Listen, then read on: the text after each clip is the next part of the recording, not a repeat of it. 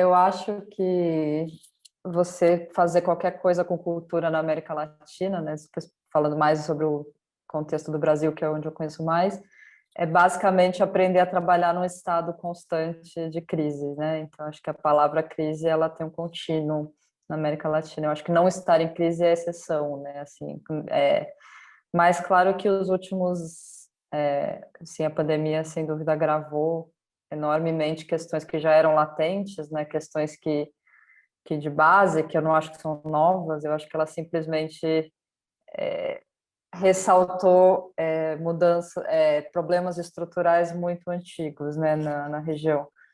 E eu acho que, sobretudo depois de um ano pensando nisso, eu diria que o começo da pandemia foi interessante para o setor cultural no certo sentido, porque ligou uma espécie de botão de pânico, de emergência, né? E hoje em dia, um ano depois, eu sinto que isso está abaixando e o estado de emergência está virando simplesmente um estado de precariedade, né? Então, minha grande preocupação é essa. Então, acho que no Brasil houve uma grande mobilização em termos de apoio, de redes de apoio, de espaços se juntando para apoiar artistas, colecionadores mais envolvidos, pensando em grants de emergências e maneiras de como criar uma via de sustentabilidade para a cena.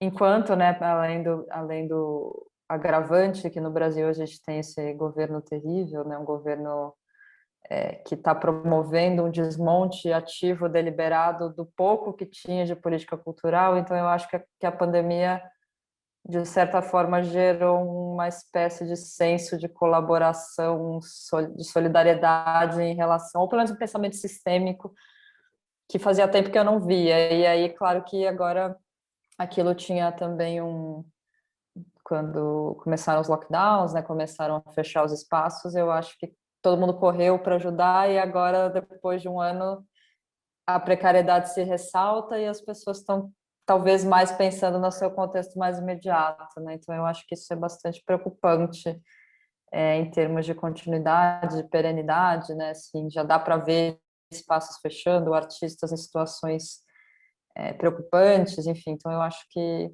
o que eu diria do impacto da crise no nosso setor, né, no setor cultural, é essa falta de oportunidade, falta de perspectiva mesmo de como seguir sendo artista, de como tornar-se um artista, de como manter-se como talvez um curador independente ou mesmo gerir um espaço, né? Então, eu acho que a situação é extremamente preocupante e eu acho que pede também que esse certo espírito de pensamento em rede, de colaboração, siga, né? Porque eu acho que está cada vez mais evidente que ninguém mais consegue, já dificilmente conseguia, mas hoje seria impossível fazer qualquer coisa individualmente, né? Enfim.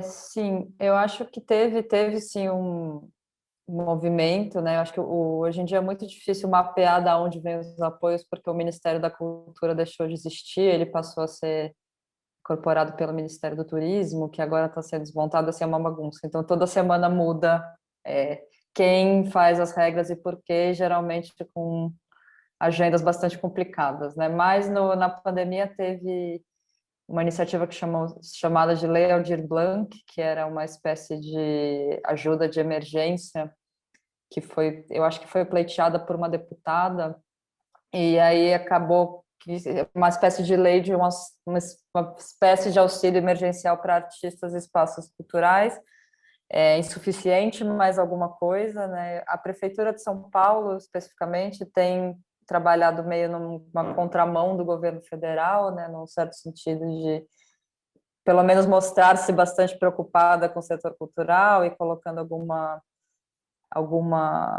se envolvendo na criação de novos editais e tal, mas ainda tudo absolutamente insuficiente, pensando no tamanho da escala da cena de arte, no tamanho da precariedade que se instaura, né? Eu acho que eles também estão preocupados com São Paulo, né? Com misturando um pouco estabelecimentos, casas noturnas, espaços que não podem abrir, casas de show, né? Assim, que eu acho que são mais talvez até mais graves do que espaços de artes visuais, porque os espaços de artes visuais, pelo menos, podem se adaptar e criar algum tipo de programação online, ou pensar maneiras de gerar renda, né? O Pivô tem feito bastante isso, né? Menos fechado, apesar de estar fechado, a gente tem feito um grande exercício de pensar em como gerar atividades, ou mesmo maneiras de criar receita e FIIs para artistas, né? Assim, por mais que a gente não possa abrir nosso espaço físico, houve um investimento importante no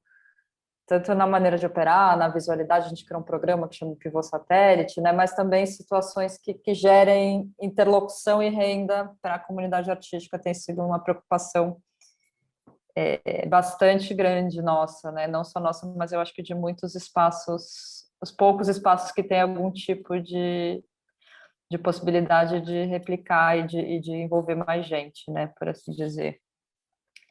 Enfim, então eu acho que historicamente o Brasil tem uma carência muito grande em apoio público, né? Assim, e os apoios públicos eles são restritos ou geralmente tem alguma agenda vinculada à política de marketing, enfim, então são situações complexas de manejar. Então acho que mesmo, sei lá, um espaço como o Pivô que usa a lei de incentivo e usa os mecanismos que existem, a gente precisa ter uma espécie de uma estrutura contábil, jurídica e fiscal bastante robusta, que não é fácil para um espaço independente começando, ou mesmo para um artista mais jovem, né? Então eu acho que existem os apoios, mas manejar os apoios não necessariamente são acessíveis, é uma coisa acessível a todos, né? Então eu acho que sem dúvida há muitas reformas a serem feitas nesse setor, né? No campo da política cultural e dos fomentos.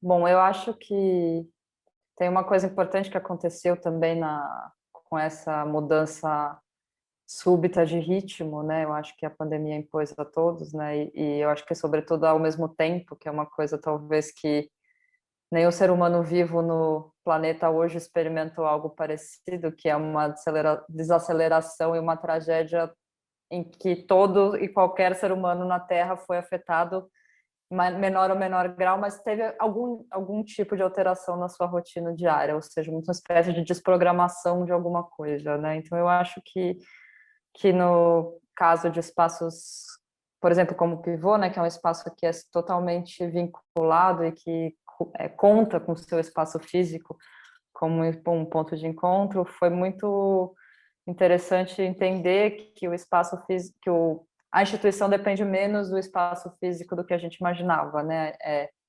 Ficou muito evidente que a instituição é um grupo de pessoas que trabalham para a mesma coisa, que se importam, sobretudo, com a mesma coisa, né? Que é criar condições materiais, conceituais, de interlocução, espaciais, para que projetos artísticos aconteçam, sigam acontecendo em toda a sua complexidade, né? Então, eu acho que a pandemia acelerou, de certa forma, assim, houve uma desaceleração do ritmo de trabalho, né, no sentido de, sei lá, criar programas, né, uma exposição depois da outra, uma residência depois da outra, e essa desaceleração, na verdade, acelerou a nossa capacidade de organização, né, e de reinvenção de maneiras de trabalhar. O que eu acho bastante interessante, eu diria que, sei lá, eu passei quase um ano e meio, né, de agora, né, no mesmo ponto em casa, mas eu conheci pessoas, eu criei, estabeleci relações, né? A gente está aqui conversando, nos conhecemos no contexto de pandemia, né? Então eu acho que tem lugares que mesmo essa ferramenta, né, o Zoom, primeira vez que eu vi o Zoom, que fiz uma reunião de Zoom, foi num contexto de pandemia, acho que a maioria das pessoas, né? Então eu acho que tem situações de potenciais maneiras de organização para além do espaço físico que são bastante produtivas, né? Claro que se perde, eu acho que a presença física, o encontro no espaço é insubstituível, eu não acho que isso vai ser substituído jamais, né? Eu acho que isso inclusive vai ser mais celebrado ainda, no sentido do valor que tem, né, corpos no espaço discutindo coisas e justamente os acasos, os encontros fortuitos, situações que para mim são fundamentais. Eu acho que para pensamento artístico e criação de contextos artísticos, o encontro é insubstituível, o encontro físico e não mediado entre agentes do setor, né?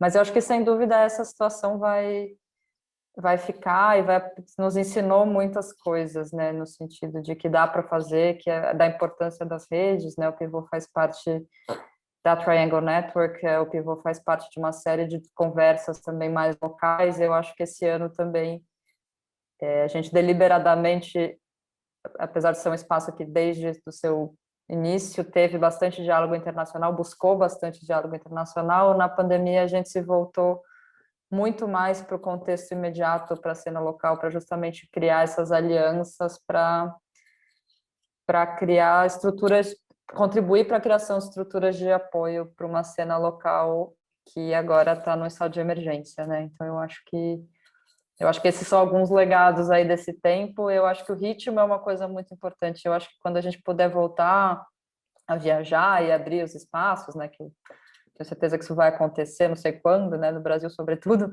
mas isso vai acontecer e certamente isso vai impactar, eu acho que na maneira de fazer exposições, na maneira de pensar a própria mídia da exposição, né, assim, eu pelo menos pessoalmente ando tendo muita dificuldade de fazer qualquer trabalho que seja protocolar ou burocrático, ou simplesmente de mexer recursos naturais, se não for alguma coisa que eu acredito muito, né? Assim, no sentido de, desde assim, construir uma caixa de madeira para colocar uma obra, ou convidar um artista, ou gerar recursos, buscar recursos para fazer uma exposição, eu acho que tem um senso de urgência e um senso de importância que talvez esteja ressaltado pela situação que a gente passou, né? Assim, então, valorização do tempo e da interlocução, eu acho, assim, que eu pouco acho que é isso, assim, tá difícil de fazer qualquer coisa que não tenha muita importância pessoal e social nesse momento, assim, né?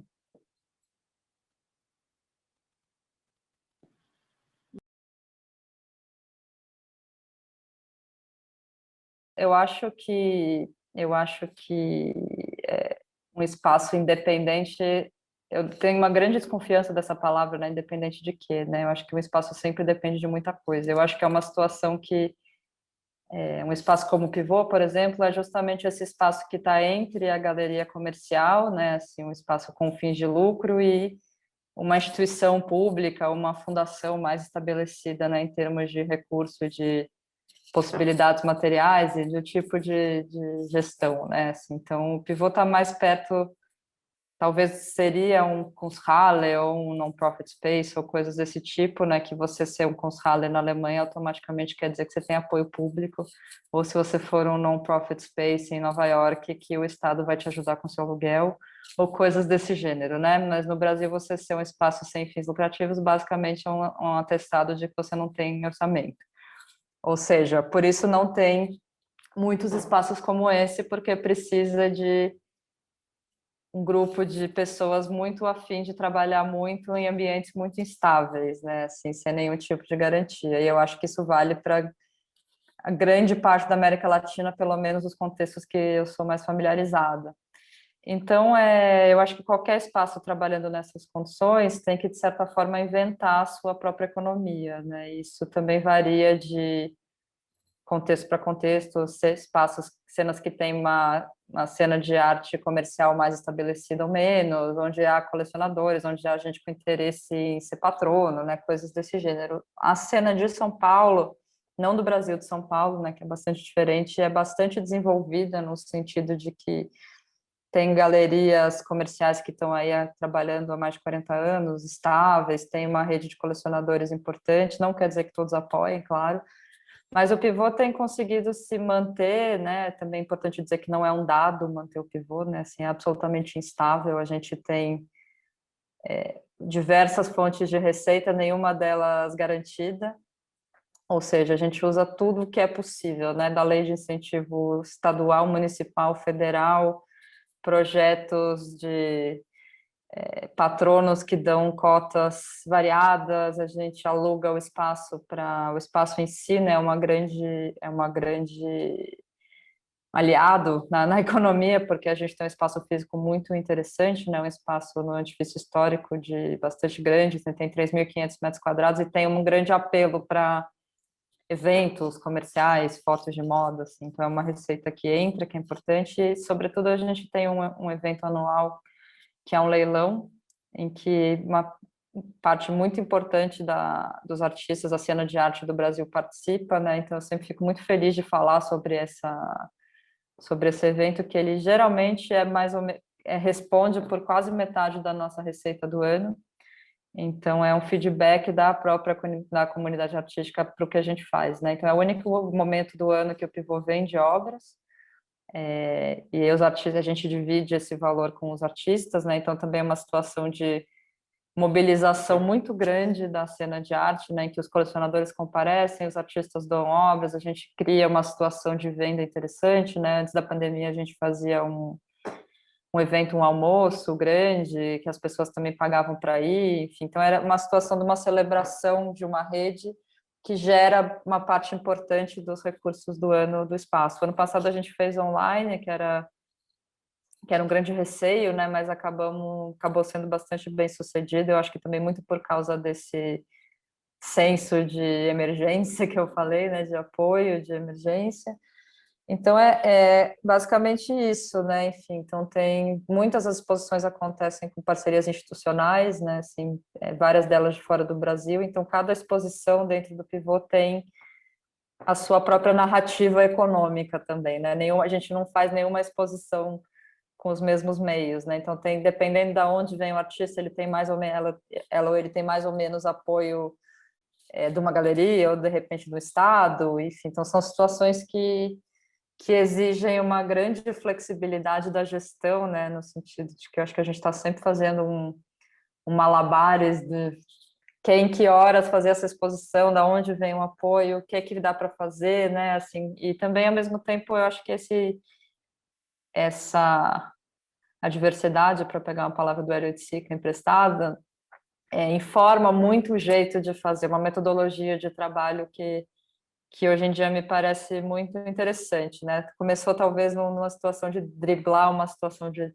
precariedade barra instabilidade e acabou virando uma maneira de se relacionar com artistas, né? O Pivô faz a grande maioria dos projetos são individuais, eles demoram bastante tempo para acontecer, né? Os artistas super se envolvem na própria gestão, na estrutura de financiamento de decisão, né? O que fazer com o orçamento que a gente tem, o que é que dá, que projeto só poderia ser feito nesse contexto, nesse espaço, com essas condições, né? Então a gente faz muito essas perguntas e envolve muito os artistas no próprio mecanismo de administração dos recursos envolvidos na exposição. Então eu acho que para mim um espaço como o Pivô é impossível acontecer se não houver um pensamento artístico empregado na gestão, né? Assim, acho que ninguém que trabalha, assim, a gente tem, claro, uma equipe administrativa financeira e tal, mas eu acho que quem pensa a gestão no Pivô, ninguém é, sei lá, da área de finanças ou de economia, né? São coisas instrumentais, mas que exigem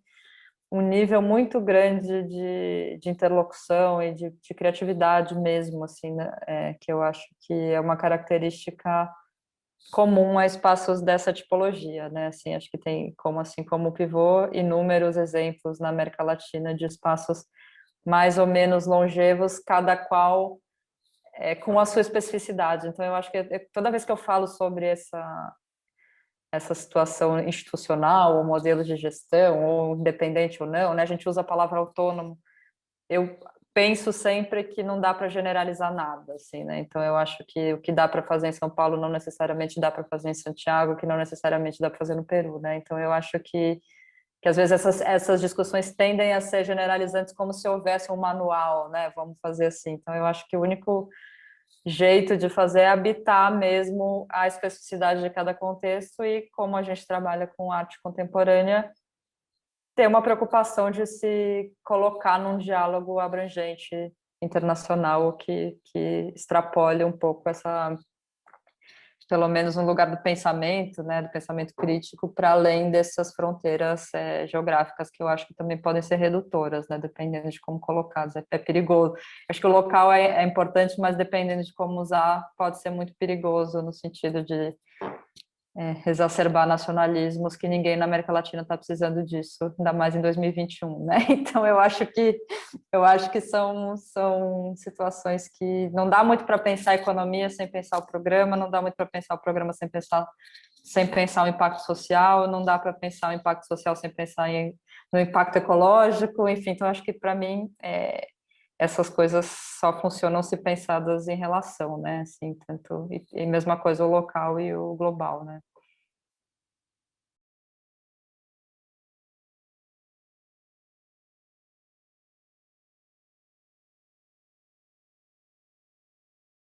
Ah, eu acho que, bom, para começar a pergunta, né, para falar dessa situação híbrida entre digital e espaço físico, eu acho que, como eu falei antes, tem coisas que todos nós percebemos que é melhor fazer online, né? Por exemplo, o Pivô fez bastante programa público, conversas e tal, e eu acho que a nossa resposta de público tem sido melhor digitalmente do que fisicamente. Então, isso é uma situação que era inesperada, né? Mas, ao mesmo tempo, eu, pessoalmente, tenho uma grande dificuldade para experimentar essas coisas de OVR, de tem uma exaustão visual do 2D, né? Eu acho que isso é super pessoal, assim, acho que tem gente que está mais apta para essa linguagem, talvez seja uma coisa de preferência mesmo, mas eu não consigo ver, se não acho que isso seja uma ameaça à presença física de um objeto de arte, do encontro do corpo no espaço com arte, que me parece que isso é insubstituível, mas eu acho que muito foi aprendido em termos de linguagem, né, em termos de maneiras de se relacionar com coisas, uma velocidade que talvez demorasse muito tempo para acontecer, né? Então, eu acho que a gente foi colocado pelo menos numa espécie de ponto zero do relacionamento com o digital, né? Assim, claro que isso também está dentro de um contexto de quem tem acesso às ferramentas, às linguagens, à língua, né? Então, eu acho que também é uma coisa muito importante de falar que o quão excludente é o meio digital, né? Assim, quem que pode trabalhar como home office, quem que entende como navegar essas expectativas, quem que tem uma internet boa o suficiente para rodar um Zoom, né? Assim, então eu acho que tem situações que às vezes são tomadas for granted, assim, né? Que a internet é aberta, a internet inclui, e eu acho que isso é uma grande falácia, né? Eu acho que isso é uma coisa que deve inclusive ser problematizada e questionada. Mas, enfim, sobre o futuro,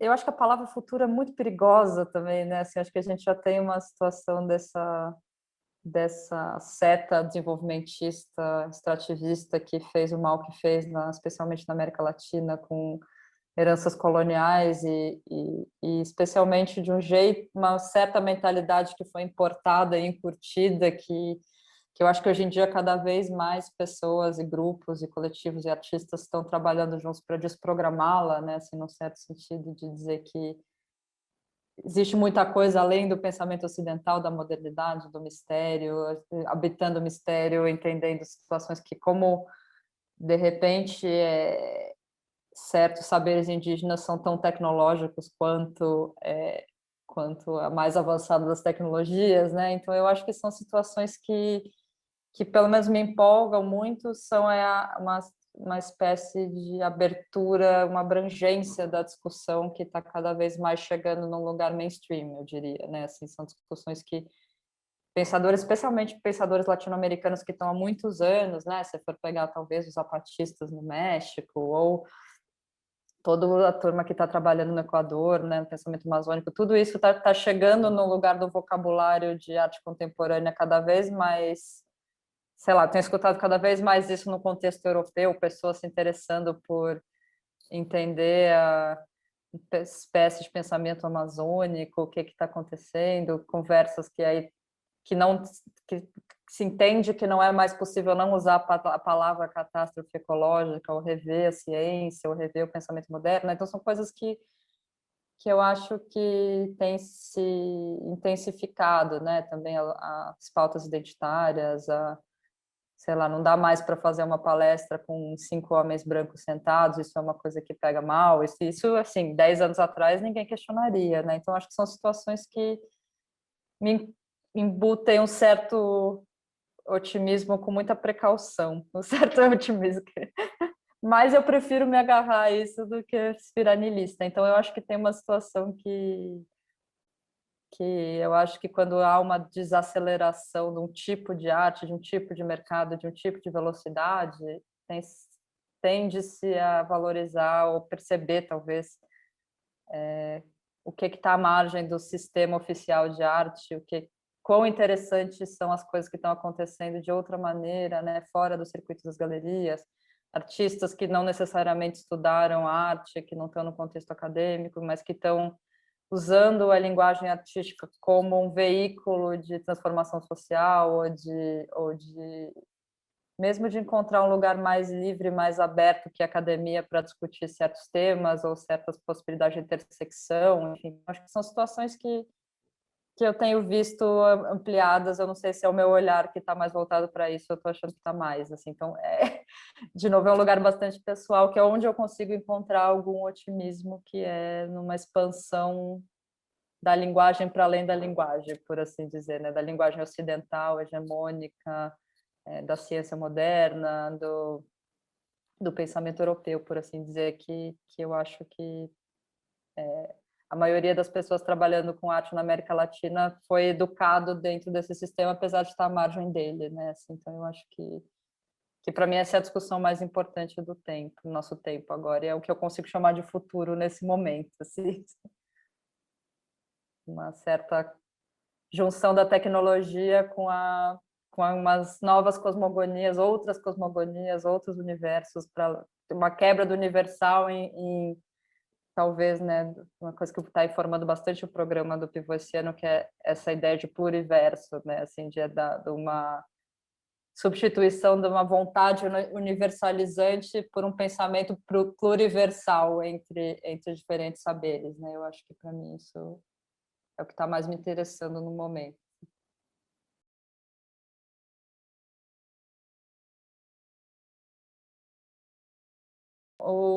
Acho que um projeto importante de falar nesse contexto foi o Pivô Satélite, que é um projeto que foi criado para essa situação, né, para responder essa situação do espaço estar fechado e da nossa grande preocupação com o estado das coisas e da cena de arte no nosso contexto mais imediato. Então, é um projeto que reuniu um grupo de patronos, pessoas físicas, que junto com o Pivô viabilizaram uma plataforma online, uma espécie de sala de projetos digital.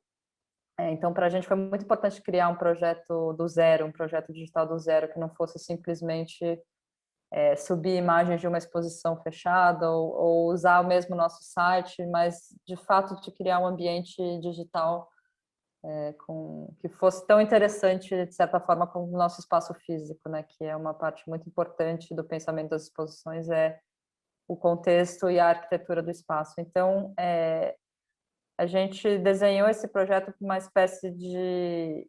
Ele é um pouco uma vontade de criar uma rede, contribuir para a criação de uma rede de apoios, né, para artistas. Então, o primeiro passo foi convidar 3 curadores e, de certa forma, dar essa chave dessa sala digital para 3 curadores jovens, para que eles propusessem 4 artistas para ocupar essa sala durante um mês. Então, cada artista recebe uma bolsa de apoio, né, que pode ser usada tanto, eu nem diria que é um projeto comissionado, porque é um apoio à produção, então os artistas podem administrar como for mais conveniente o orçamento, né, podem usar todo para o projeto, ou podem usar para manter ateliês, ou enfim, o que for mais importante no momento. Então é uma espécie assim, eles ganham esse apoio e esse tempo nas plataformas digitais do Pivô, né? Enfim, então tem sido um projeto bastante surpreendente, né, em termos da qualidade do conteúdo que a gente e de envolvimento dos artistas. A sua maioria são artistas jovens brasileiros, né, com começo de carreira, muitos deles nunca tinham trabalhado, pensado o ambiente digital e a gente tem sido constantemente surpreendido pela maneira como eles estão lidando com essa plataforma, assim. Então, eu acho que foi um projeto, tem sido um projeto bastante importante do Pivô. E ele foi pensado para o contexto da pandemia, mas como uma coisa perene, né? Então, a ideia é que seja mais um programa do Pivô que acontece no ambiente digital, como uma espécie de satélite do site.